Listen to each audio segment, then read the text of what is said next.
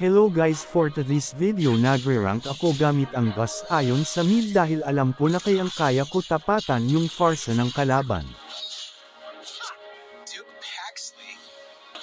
At dito guys sinubukan namin kunin yung turtle kaya napagbigyan ko yung tank ng kalaban.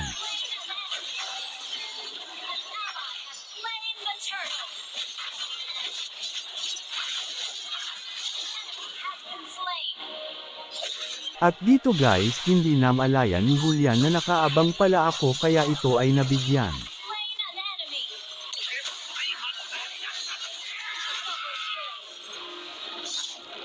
Gulat na gulat yung farsa dito sa ginawa ko at mabilis itong naglaho. Ang lalain ng mga kalaban dito guys kaya nabigyan ko sila ng double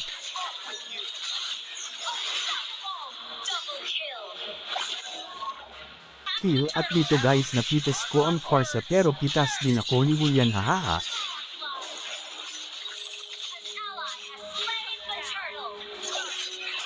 Kill at dito guys napitas ko ang farsa pero pitas din ako ni Julian hahaha.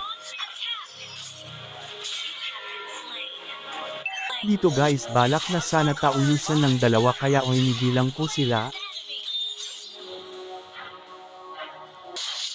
At hindi ko alam na mataba na pala yung Mia nila. Napagbigyan ko na namin yung farsa dito array ko. Patay na naman hahaha.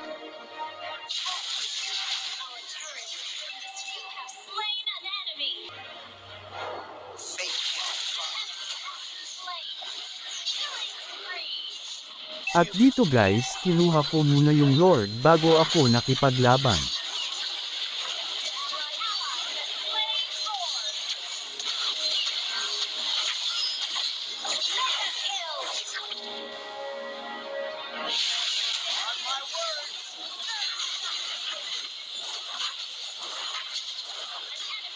Ang lalim ko dito hahaha. Nakita ko naman yung farsa dito kaya pinitas ko agad guys.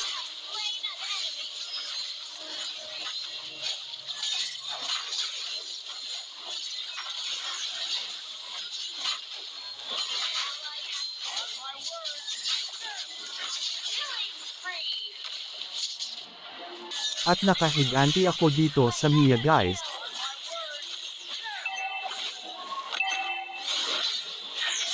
At dito guys pinasok na namin sila sa torre dahil alam na namin na luging UG na sila balak na namin end agad dito dahil baka ma-epic comeback pa dahil mataba na ang Mia ng kalaban. At dito guys ini-end na namin.